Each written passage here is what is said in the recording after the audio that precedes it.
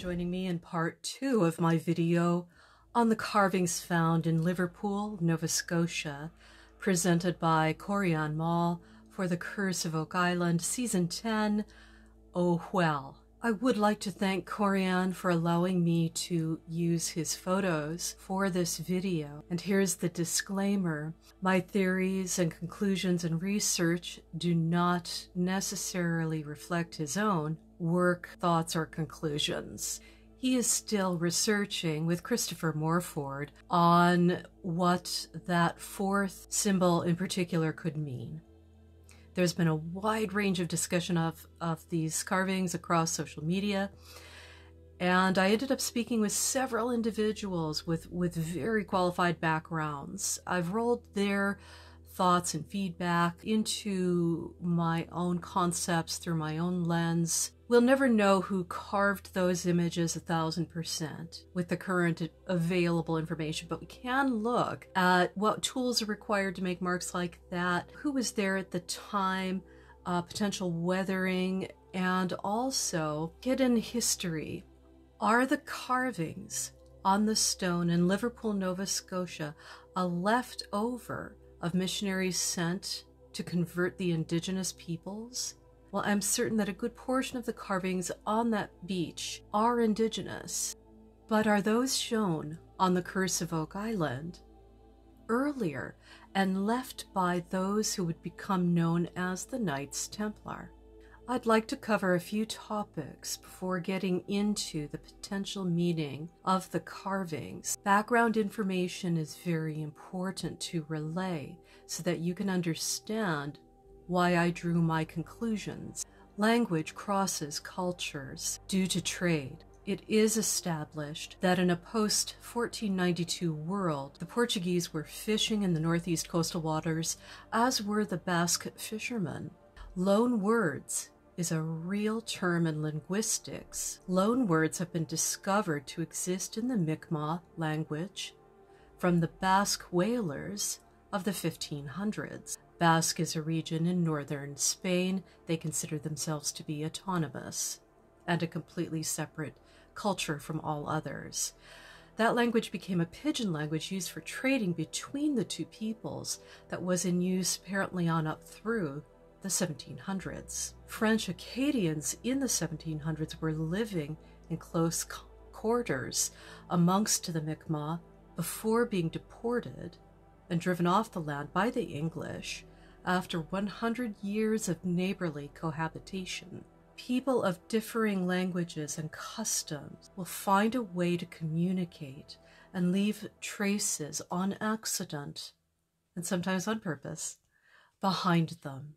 Okay, let's talk about copper tools of the Native Americans. Until Europeans started heavily trading with the indigenous Americans, they used stone tools and also copper, but copper is soft. I spoke about the different tools for carving stone in the first video, and I'd like to include copper tools here in part 2 because it is very relevant to the symbols.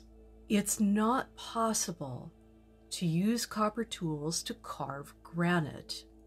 I spoke to a stone specialist about this. Austin Beckett did say that if one used sand in conjunction with copper or stone tools, it would be possible to grind it down, but it would take a huge amount of time. So thank you for that input, Austin. I appreciate it. Scratching and chipping away at granite was a method of carving, but it was slow. Copper on wood was not a problem, or in the process of hunting. Copper knives were very useful.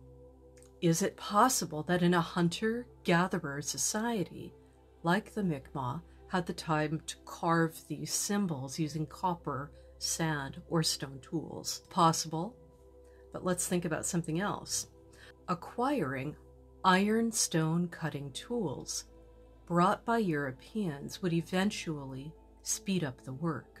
Any new technology will at first be rare until it is mass-produced and available to more people, and then it becomes commonplace. The peoples who created these objects were not producing alloy metals. Hammering was the main method of creating copper objects. This is the broad arrow and broadhead. I do think that Corjan is right in that this is an English surveying mark. English broadhead marks were left everywhere by explorers. Yes, it is stylistically similar to the indigenous carvings of a goosefoot, and it is also true that it was a well-used surveying mark in unknown lands by the English. There's a great deal of natural cracking, dissecting the carving. You can see how the carving is horizontally cracked past the halfway mark and underneath it as well. This carving is so different from the other four grouped symbols. It is utilitarian in its presentation, deeply gouged, and yet comes to a point that is reminiscent of the spires of Oxford, perhaps fancifully. Vikings in Nova Scotia, Vikings in Vinland. I am interested in the transference of Viking culture into the Templar world. The links are not circumstantial. This is the gap in the history books that is not discussed. As I stated in my first video, the Vikings were in Newfoundland and the mysterious lands of Vinland further to the south, otherwise known as Nova Scotia, with legends that take us far south and west. Please see the link in the comment section below for the first video I did on the Liverpool stone carvings. Okay, so we have Vikings in the New World, but what about the other way around? A Native American in Iceland? Vikings were known to take prisoners along with looting. A study done by a genome research lab in Iceland, Decode Genetics, found Native American DNA in 4 families in Iceland. The genome marker was from a North American woman brought back to Iceland. As of 2010, 80 people had this marker in Iceland. They discovered that she would have been in Iceland during the 11th century. Please take a note of the map here.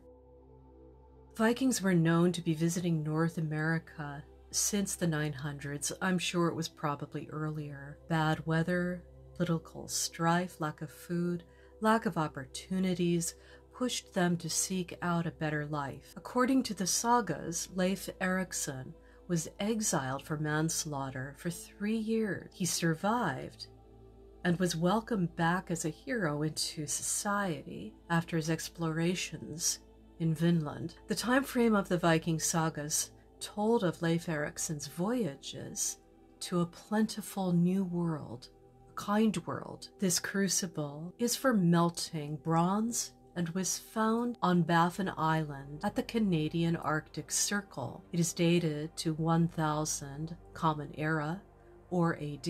In this time period, the indigenous people were not using high-temperature metalworking. The crucible was also found to contain glass. Small tools, decorative objects would have been made from the crucible. It may be the earliest evidence of high-temperature, non-ferrous metalworking in North America. Indigenous early evidence of metallurgy has not been found north of the Rio Grande. As a note, North America did not have an Iron Age, as they never developed the technology for it. The crucible that was found matched that of those known to be used in the Norse culture.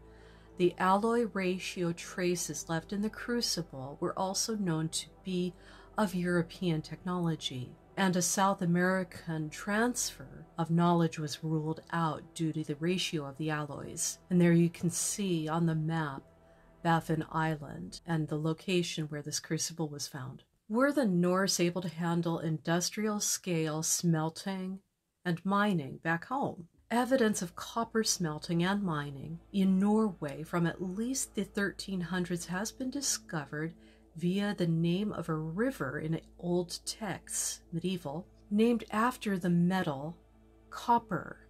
And here's a spelling off to the side of copper in Norse. Also, the Cistercians, cousin order of the Templars, founded a monastery nearby in 1100, and they came with knowledge of metallurgy and water power that included dams and hydraulics. My first book goes into this topic heavily. Had they been active in the area prior, it takes a long time to found a monastery and build it. There was probably a functioning site there at a smaller scale prior to their inhabitancy. The Cistercians and Templars saw a sharp spike in growth around 1120. The importance of this cannot be simplified or dismissed about copper working in Norway by the Cistercians. Copper is used in roofing of high-status buildings and church bells. Medieval silver coins contained a high level of copper. The kings of Norway would have been keenly interested in a private source of copper. It was thought that all copper in Norway during the Middle Ages was imported, since there have never been any archaeological finds of medieval ore extraction and smelting prior to 1300.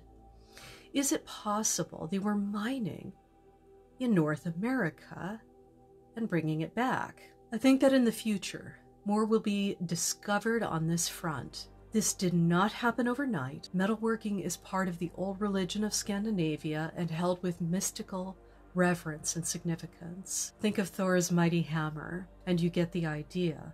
Plagues in Europe caused population shortages and decline, and that meant copper was not as high of a demand. But when populations recovered between disasters, the demand steadily grew. Those with knowledge of mining were fewer in number, which gave an advantage to those in power if they could grab hold of those people with the information. So I find the proximity between the Cistercians and the Norse kings to be important. This trend in Europe of the decline of copper availability up to 1000 AD, subsequent population booms in Europe caused a spike in the need for copper up through the plague of 1347, a date on Zena Halpern's map. So, readily available copper was hard to find, and if you could find it, you had to have the right men to handle it. A unique issue arose for the Western kingdoms how to address copper shortages. The search for the low-hanging fruit was on.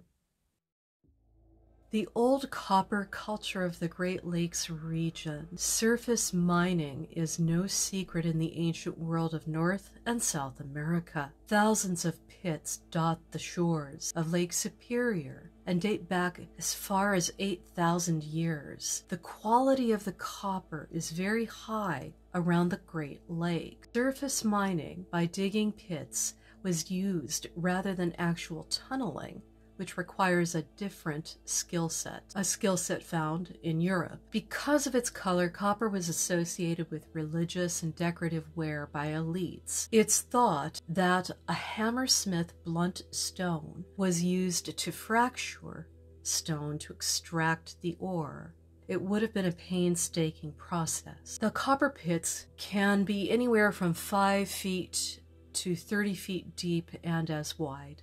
The indigenous people would use heat followed by cold water to break down the ore into smaller pieces and extract the copper from the matrix stone around it. Hammering was done to create plate decorations. Sand was used to smooth down any further imperfections in design. Nuggets could be used to trade and were easy to transport. Mining in northern Michigan started around 5300 BC and appears to have ended in 1200 BC. Someone, however, started mining again in 1000 AD up through 1320. Now that's a gap of 1800 years. That's significant. Had ancient peoples ceased mining? Did the Norse find the old mines and take advantage of the resource that they so desperately needed in Europe. The Menominee natives speak of legends of light-skinned men mining in the area in the distant past. Off the coast of Isle Royale, a very old harbor was discovered, 500 meters in length, or about 1,600 feet. I can't give you as yet a date range for that. Of the hundreds of tons of copper that were mined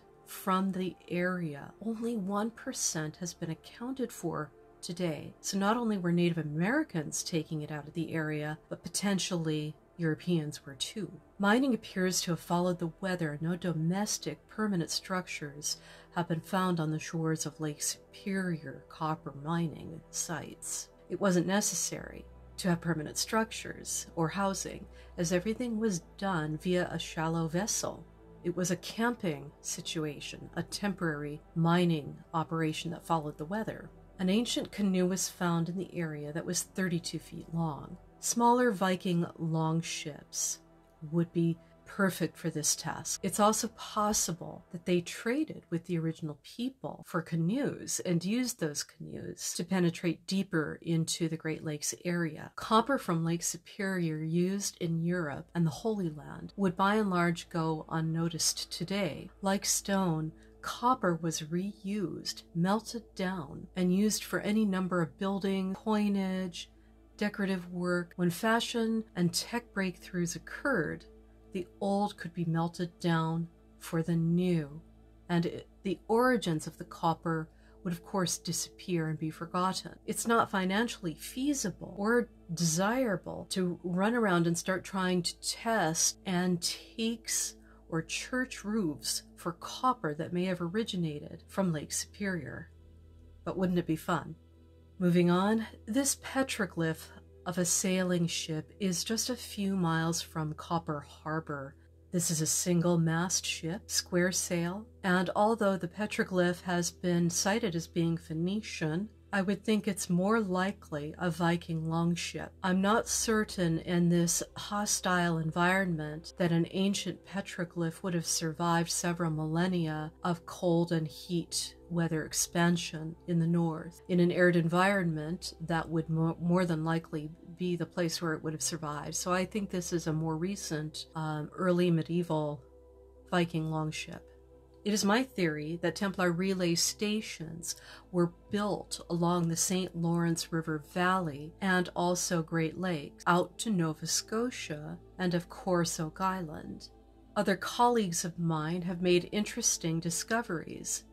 John Edwards found that a Cartier map of the early 1500s appears to validate a castle-like structure in the Saginaw area in Canada. Cartier was on a fact-finding mission to record what he saw. There were no wooden or stone castellations supposedly in that area at that time frame, not until 1583 that Queen Elizabeth would give the okay for an English settlement in Newfoundland, but that failed. Alessandra Nadudvari has discovered that the names of a few modern cities in Canada matched that of Templar castles in the Holy Land, Detroit being one.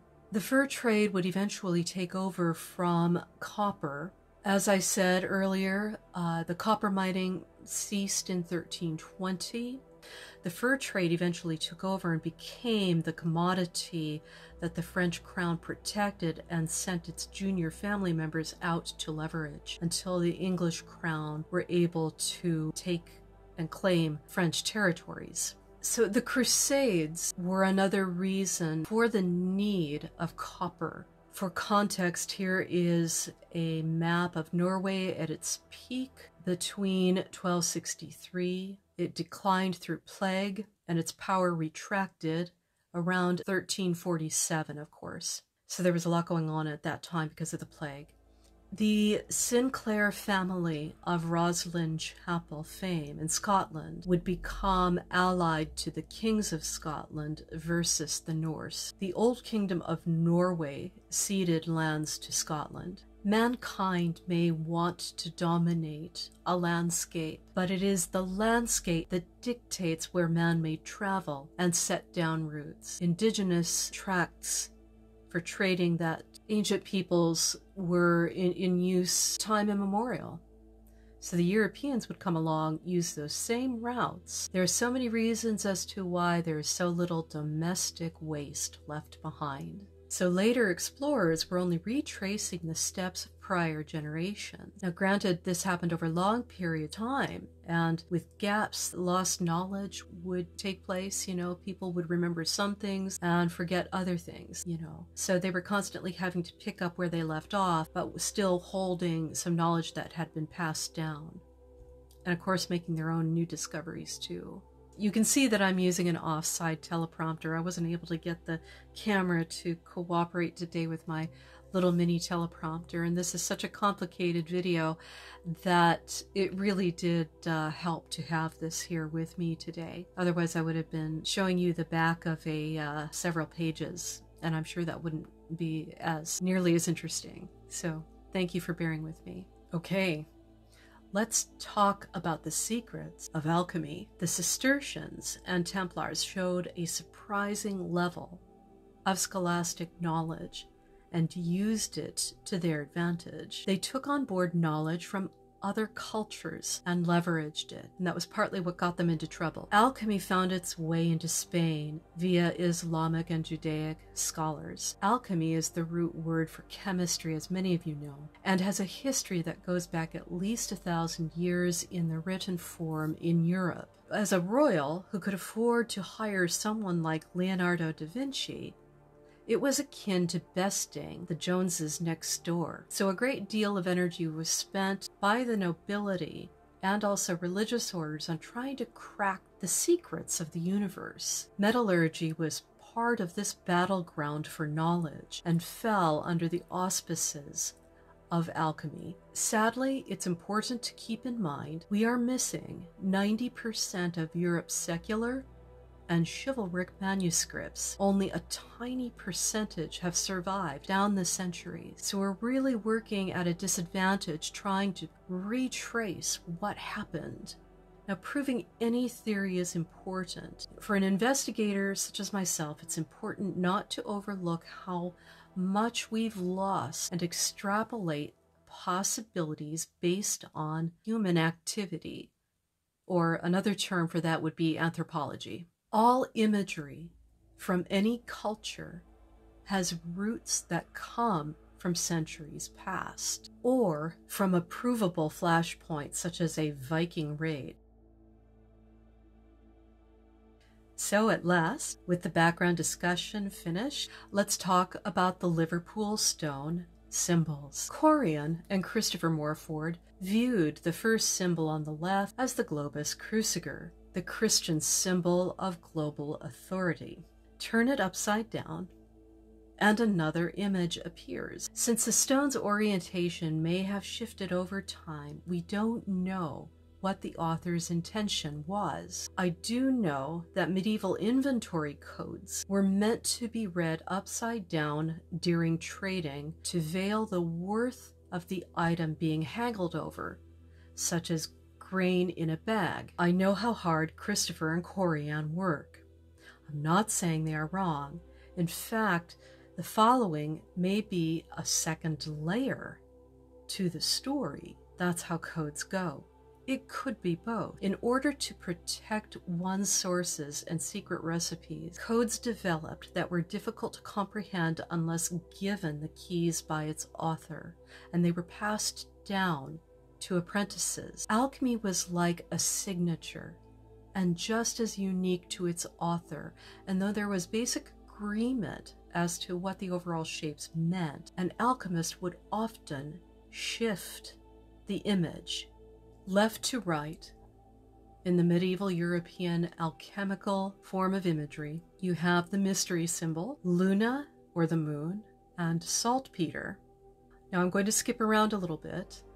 Bear with me. The 7 planets each have an association with a metal.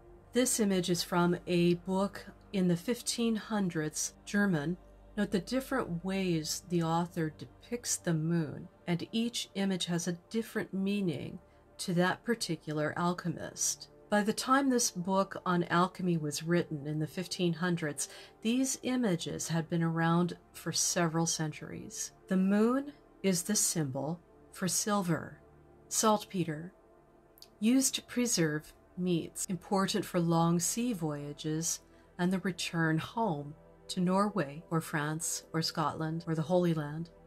Saltpeter is naturally occurring and can be found in arid environments such as caves in Spain. A form of naturally occurring saltpeter could be found in caves by roosting bats. Another source would be sea caves accessible to them from the water. Tours are given today in the sea caves of Lake Superior. You can't get to them from land. Nitre or nitre is an ancient term going back to Egypt, Greece, and Rome. It was known in Latin for sodium. So for fun, I'll read this quote to you from a science paper I found. Here we go. In 1270, Syrian chemist Hassan described a purification process for obtaining purified potassium nitrate from saltpeter. First, the saltpeter is boiled in a small amount of water and then reacted with potassium carbonate from wood ashes. This removes calcium and magnesium salts as precipitation, leaving a potassium nitrate solution. Evaporating the liquid yielded the chemical which was used to make gunpowder. That was in the 1200s. Rather exciting. Creating nitrate required a naturally recurring acid of a biological nature for medieval Europe.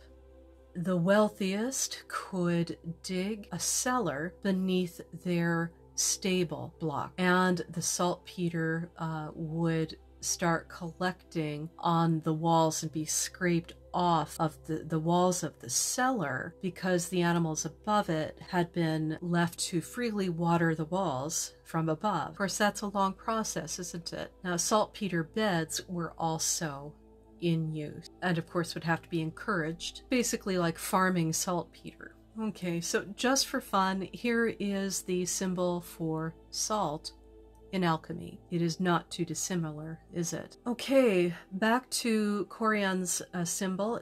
Is it antimony or is it copper? Antimony was used as an eye makeup. It means coal, and it was used as far back as Egypt. It was used in Rome. It was also used in medical treatments.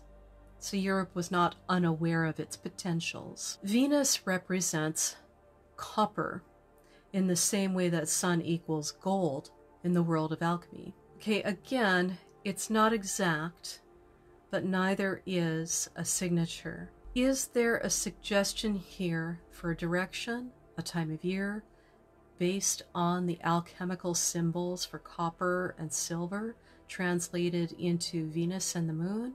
It would be a separate experiment to take the symbols and apply them to celestial navigation. For now, I will just take this grouping of symbols at face value under the umbrella of alchemy. Now, what could the mystery symbol be? There is no way that the mystery symbol will be found in its exact representation.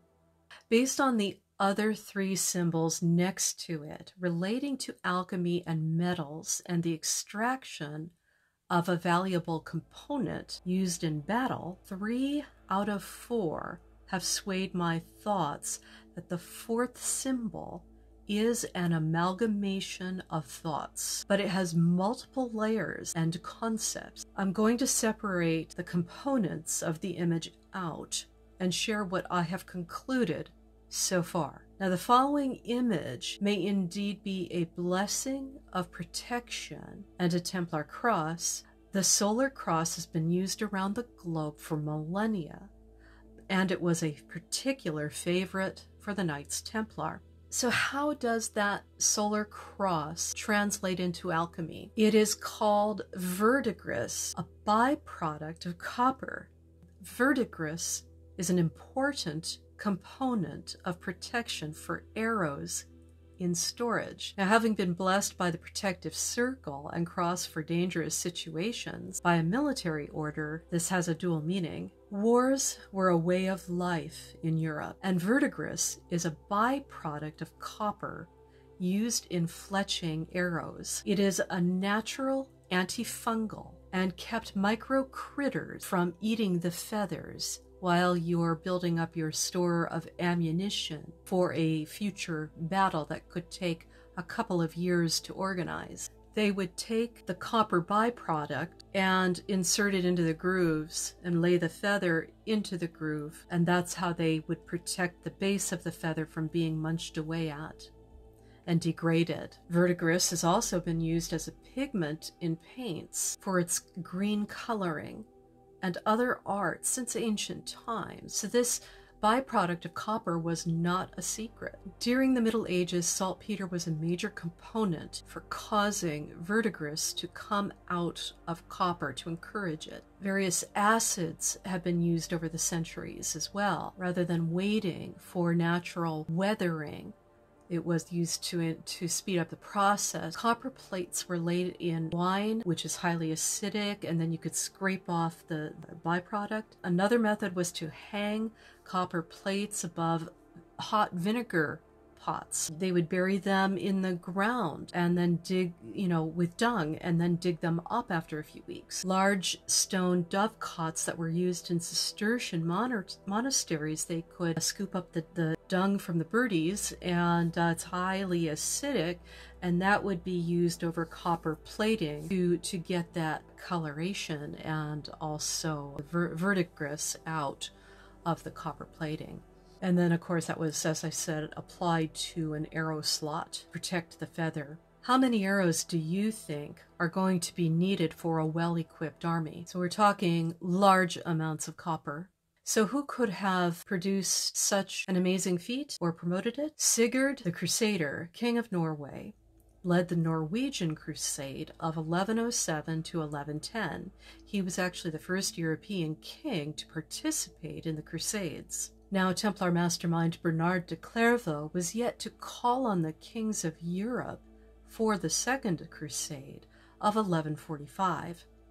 So King Sigurd was well ahead of his time. He took 60 ships and 5,000 men to the Holy Land, a significant and expensive outing. His reign in Norway was considered a golden age of success from 1103 to 1130. Is it possible to source large amounts of verdigris in secret so that your enemies don't find out you have an advantage? King Sigurd was facing hostilities at home too, and his need for military advantage in both theaters was real. If Sigurd is one of the suspects, he would have had the power of going to the New World to source copper. He could have sent trusted individuals to take on that task. He knew it was there.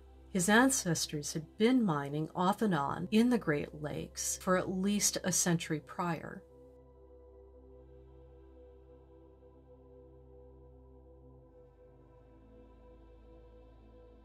If you've been inspired by my work, please like, subscribe, share. It is a form of donation in itself.